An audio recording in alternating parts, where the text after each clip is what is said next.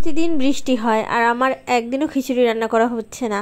তো ভাবলাম আজকে যাই হয়ে যাক না কেন খিচুড়ি রান্না করবই করব। রান্না করা তো কোনো সমস্যা না, সব কিছু গোছানোটাই হচ্ছে মেইন কাজ। সব কিছু যদি তোমার হাতের কাছে থাকে তুমি যতটা তাড়াতাড়ি রান্না করতে পারবে।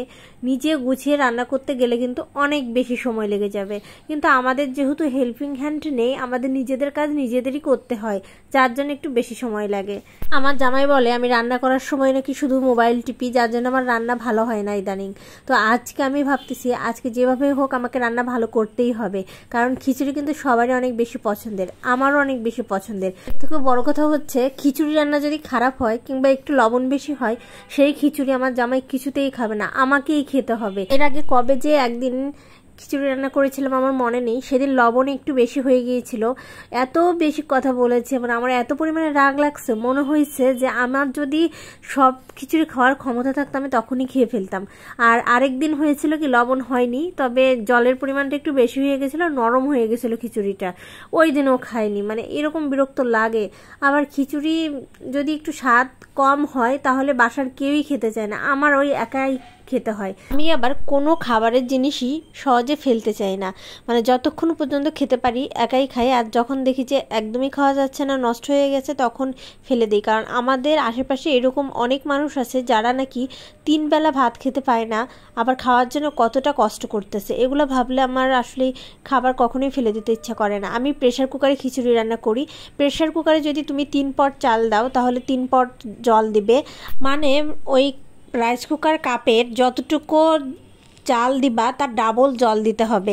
1 কাপ দিলে 2 কাপ, 2 কাপ দিলে 4 কাপ, এরকম আর কি। তবে আমি যেখান থেকেই খিচুড়ি খাই না কেন, আর চুলা হোক রাইস কুকার হোক, তুমি যাতেই রান্না করো, আমার কাছে সব থেকে বেশি প্রেশার কুকারে খিচুড়ি মজা লাগে। কারণ এই যে প্রেশার কুকারে জল দেওয়ার পর আমি কিন্তু একটু লবণটা দেখে দিই যে লবণ হয়েছে কিনা। তাকে আমি মাংস রান্না করে নিচ্ছি।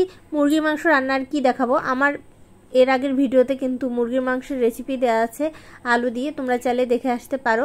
যারা নতুন রাঁধুনি তারা সবসময় চেষ্টা করবে আমার ভিডিওটা দেখার জন্য। আমি কিন্তু বাইরের মশলা খুবই কম ব্যবহার করি, আমি ঘরোয়া মশলাতেই রান্না করার চেষ্টা করি, কারণ তোমাদের যাতে হাতের কাছে থাকে। আমি যখন নতুন ছিলাম আমি কিন্তু রান্না পারতাম না, কত যে ফোন দিয়ে জিজ্ঞাসা করতাম মার কাছে এটা কি হবে। আমার ননদদের থেকেও কিন্তু আমি ফোন দিয়ে জিজ্ঞাসা করি, দিদি আপনি কিভাবে রান্না করেন, আপনাদের এলাকায় কিভাবে রান্না করে। কারণ আমার জামাই কিন্তু বেশিরভাগই ওদের এলাকার রান্নার বেশি পছন্দ করে, স্বাভাবিক এটা। আমি যেহেতু আমার এলাকায় বড় হয়েছে, আমি তো আমার এলাকার রান্নাই বেশি পছন্দ করব, তাই না? এই জন্য আমি বেশিরভাগ সময়ই ওর এলাকার রান্নাই রান্না করার চেষ্টা করি, মানে ওর এলাকায় যেভাবে যা রান্না করে। খুব কম রান্নায় আমি আমার এলাকার মতো করে রান্না করি, যদিও বা আমার খেতে একটু কষ্ট হয়, তবে আমার এখন আস্তে আস্তে ঠিক হয়ে যাচ্ছে। একটা আলু ভাজি করলেই আমার খাওয়া কমপ্লিট হয়ে যায়, কারণ ডিম ভাজি আর আলু ভাজি আমার সব থেকে বেশি পছন্দের। আমার কথা বলতে বলতে কিন্তু রান্না হয়ে গেছে, মাংসটা নামিয়ে নিলেই হয়ে যাবে। আমি রান্না করতেছি আর বাইরে প্রচুর বৃষ্টি হচ্ছে। তো এই দেখো আমি নামিয়ে নিয়েছি, এখন আর কোনো কথা হবে না, এখন শুধু খাওয়া হবে আর খাওয়া হবে। তো খাওয়ার ভিডিও কিন্তু আমি তোমাদের সাথে শেয়ার করি না এই জন্য, কারণ আমি খাবারের ভিডিও রিভিউ তেমন একটা দিতে পারি না। এখন মনে হচ্ছে রান্না একদম পারফেক্ট সময় হয়েছে, কারণ প্রচুর বৃষ্টি শুরু হয়েছে।